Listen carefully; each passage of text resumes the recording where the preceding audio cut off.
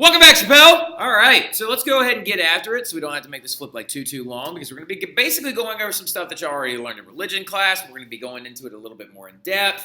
And yeah, so we're basically, like I said in class, we're talking about one subject right now in the Reformation that most directly affects you and the way that you live your lives on a daily basis, all the time, right? Because, of course, it has to do with the split in the Western church, right? The Western Christian church that led to a number of new denominations and also caused some major reforms in the Catholic Church, right? And so in my A period, y'all can kind of like tune this out for a second. We already got to these guys. But in my D period and my F period, we left off talking about some of the earliest reformers, right? So some of the earliest reformers were guys like Desiderius Erasmus, right? Desiderius Erasmus, of course, the guy that is the father of Christian humanism, this guy that like kind of integrates the ideas of the Renaissance with its questioning, its potential ideas, its living up to your biggest and your best, getting after it the most you can, and he integrates that with Christianity, right? And so he starts to look at Christianity instead of like a checklist and to get to heaven, he starts to look at it as a guide to your life, right?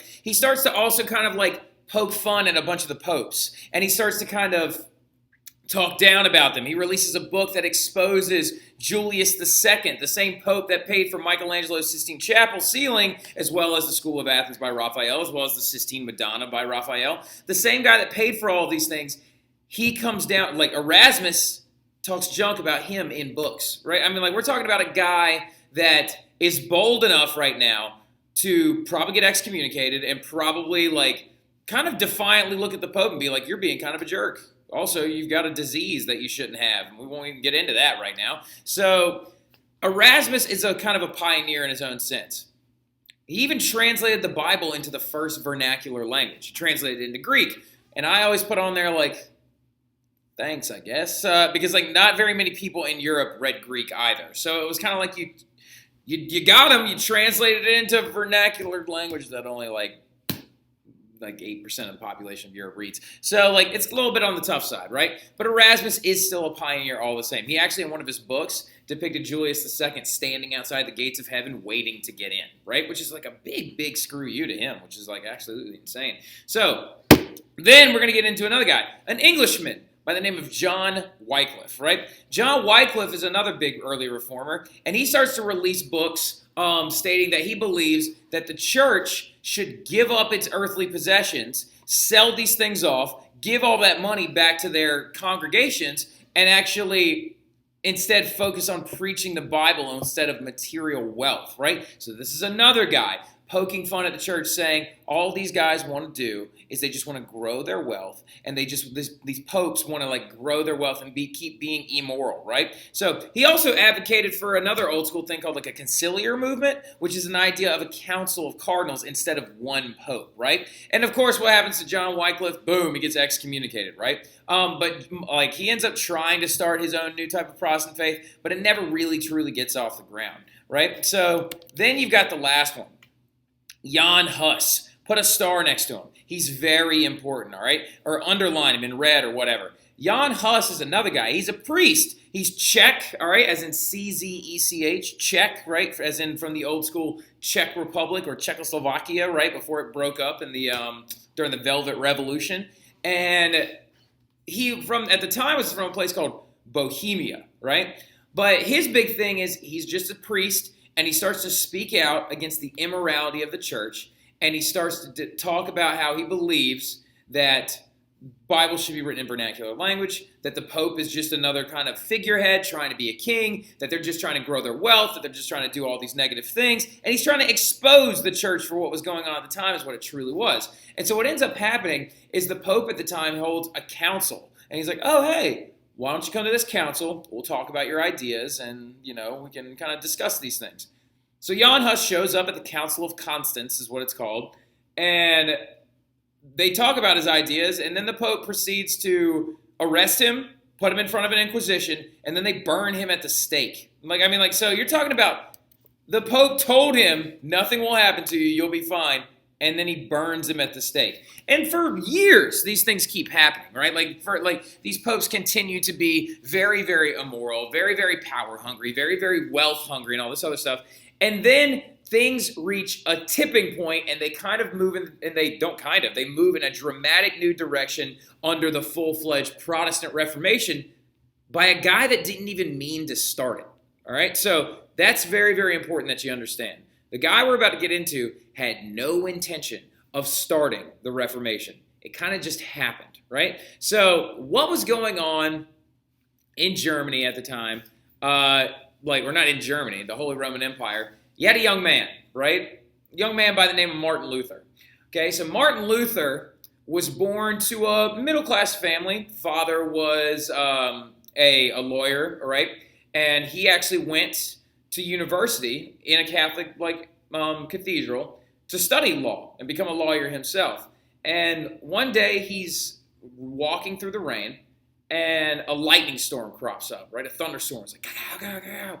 And Martin Luther is terrified of two things: hail and lightning. All right, so he's a very, very odd bird. So Martin Luther had a very, very intense personality. He's very, very kind of fiery, right? Very, very, very over the top, sometimes people would say. He apparently used to go to confession every single day, so much to the point that a priest told him, dude, you got to calm down. They're like, what did you do between yesterday and today? He's a very intense guy, and he's walking through this thunderstorm when he's heading back to the university, and he gets down on his knees because he's petrified, and he goes, Saint Anne, if you can save me from this thunderstorm, I will become a monk in the Christian church. And he just didn't happen to die in that thunderstorm, and so he keeps his promise and he becomes a monk, right? Because he's afraid of lightning.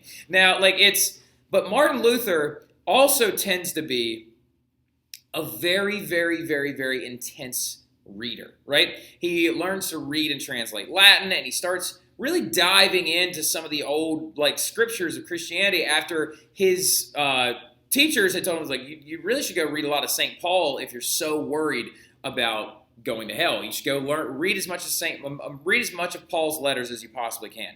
So he starts combing through these things. And he starts seeing all these things that don't make sense, and kind of how St. Paul and his original his blinding moment with Christ, and then his prior life when it came to collecting taxes and things didn't make a lot of sense, and how they weren't lining up with what was going on in the church at the time. So, he starts to protest these indulgences, and he starts bringing these things up. He's like, why are we charging people money to forgive their sins? This only benefits the wealthy. And he starts to get very, very upset about it, and then it hits a point where he's he just can't take it anymore when this guy shows up. Johann Tetzel, right? So, Johann Tetzel shows up, and Johann Tetzel is just another priest as well. But he was sent by this guy, Pope Leo X.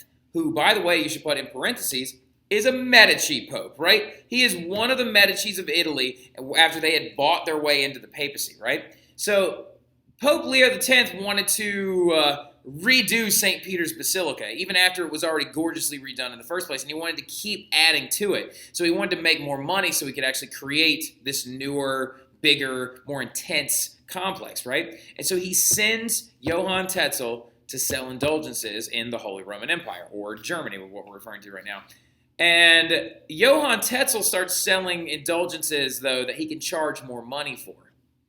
Because these indulgences do not only get your soul out of early purgatory sins, but it also apparently got your family members who are already there out of purgatory. Whoa. So, you're paying money for someone who's already dead to progress into heaven faster. This, again, is also wildly unfair. This is ridiculous. It does not make sense in the Bible, because indulgences are meant to be good deeds, as according to the Bible, and, this is more corruption, right? So, there was a very, very famous pamphlet that was going around Europe that had Johann Tetzel, which this is him right here, on an actual print of it, and it said, when a penny from the coffer rings, a soul from heaven springs. And a coffer is like a chest. It's this thing he's got his hand on right here, right? So I'm saying, when a coin goes in there to pay for your indulgence, one of your family members pops out of purgatory and goes to heaven, right? So it's kind of a little bit of a sketchy cat, but then Martin Luther decides, I've had it. This is it. I can't take it anymore. And he starts writing down the reasons why he thinks the church is wrong and its current leadership, right? And he starts to jot down these things. And it turns into a list of 95 thesis, right? 95 statements or assurances of fact that the church is being wrong, right? And of course, the biggest image that you have of him is this one right here, where he then takes his 95 thesis and he goes up to the Wittenberg Castle Church and he just gow, and he nails it to the door, which we don't think ever actually happened. Yeah, I know. It's a little underwhelming, right? You're like, wow, the Reformation just got intense. That never actually happened. All right, so a lot of historians right now believe that Martin Luther, being a monk and given his personality, and also because there's no written records of him actually doing this, never would have been the kind of guy to go up to the church cathedral doors in Wittenberg, Germany, and nail this proclamation to the door, right? So something you got to understand about universities back in the day, they would nail messages or postings or debate points on the doors of the church that had to do with the goings-on inside of it in the university, like daily schedule. And so by posting his 95 Theses to the door of that church, that would have been a dramatic showing of intensity and like a very big defiance kind of a thing. The chances of that actually happening are slim to none. We believe that what actually probably happened is that Martin Luther more than likely wrote these 95 Theses down in a letter and mailed it to an archbishop, right? And then those letters would then be printed and shotgunned all over Europe, right? And the funny thing about it is you're now a part of about like 6% of the world that knows that. Most people literally still to this day just think that he went and was like ting, ting, ting, ting, ting, ting, ting, ting, ting, and actually nailed it to the door of the church. More than likely that did not happen though, right? So Martin Luther's 95 Theses though are going to like kind of be a range of different issues, right? He's going to disapprove of indulgences. He's going to criticize the Pope. He's going to look down on the church. He's going to poke fun at transubstantiation. That's another big thing as well. And he starts to kind of like really like look at the Catholic hierarchy and the way it's set up. And he starts being like, we don't need a priesthood like this. We need a communion of people, right? A church of brothers in a sense, or a church of a family of Christians coming together.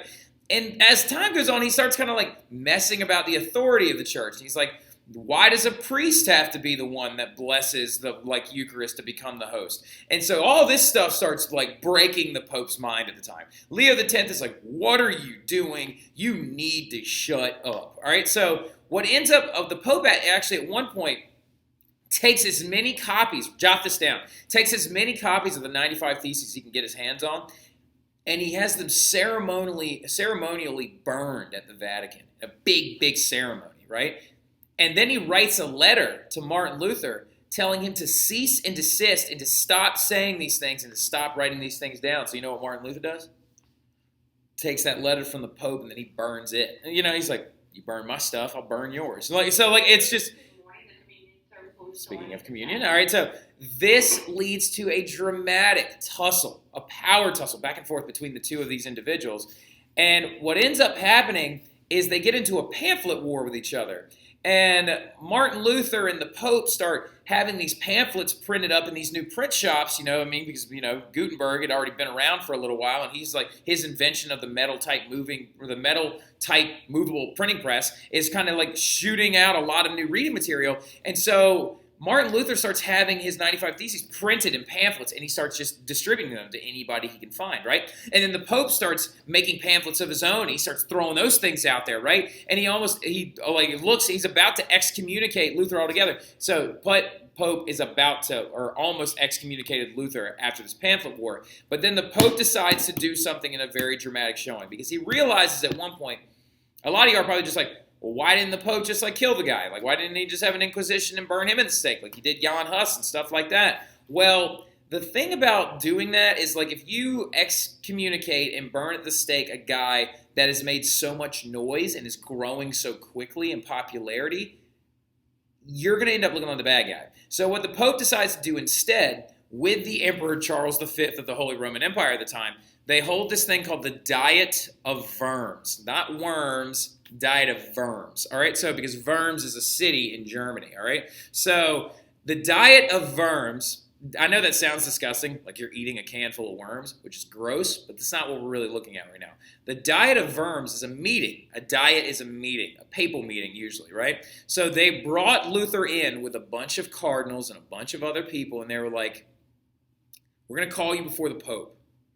We're going to give you a chance to take back the things that you said, right? So, and what ends up happening is Luther triumphantly and intensely, hold on, Martin Luther, Diet of Worms. He triumphantly and intensely demands that the Pope take back the idea of making him refuse to say these things. Like Martin Luther just defied the Pope to his face. And this is him actually doing it. It's a painting representation of him standing in front of Charles V, the Holy Roman Emperor, right, who actually is his king technically, and then also cardinals as well as like the Pope and other like bishops and figures like that. And he's like, I will not and cannot ethically take back the things that I said and will not recant them. And so this is a groundbreaking moment in European history. He has just defied the Pope and the Holy Roman Emperor to their face, right? Like so, and then after he leaves and they don't kill him, they declare him an outlaw. And they're like, if you're caught worshiping the way that he believes and like whatever, they declare him an outlaw, and then they start trying to hunt him. And the crazy part about it is this unintentionally starts Lutheranism, right? And so Luther goes on the run and he's trying to like evade capture and stuff like that. And here's the big kicker. Who helps him out? The princes of the Holy Roman Empire. So the Holy Roman Empire, what you got to understand about it when you're looking at it right here on this map or whatever, it's a big mushing together of all these different informal principalities and territories, and all those things are ruled over by princes, all right? German princes is oftentimes what they're called. And these princes then reported back to a guy named the Holy Roman Emperor, right? So, and the Holy Roman Emperor is the guy who ran everything else, right? So he starts translating the Bible into vernacular languages, and he's just making a lot of like shakeups. He's doing a lot of intensely crazy things, and like all of it revolves around three key beliefs of his new ideas, right? And he unintentionally starts a new faith known as the Lutheran faith, right? The Lutheran Christian Church, the first Protestant faith, right? And it all hinges on three principles: grace alone, faith alone, Scripture alone, right? So, and then we're going to stop right there. And as you can see, the faith just kicks out and just starts spreading everywhere. All this green right here, this is exactly where we're going to start tomorrow. We're going to start looking at a map of Lutheranism and its spread, and then we're going to start talking about Calvinism a little bit tomorrow as well. So I hope you guys enjoyed it. I'll see you guys then. Have a great evening.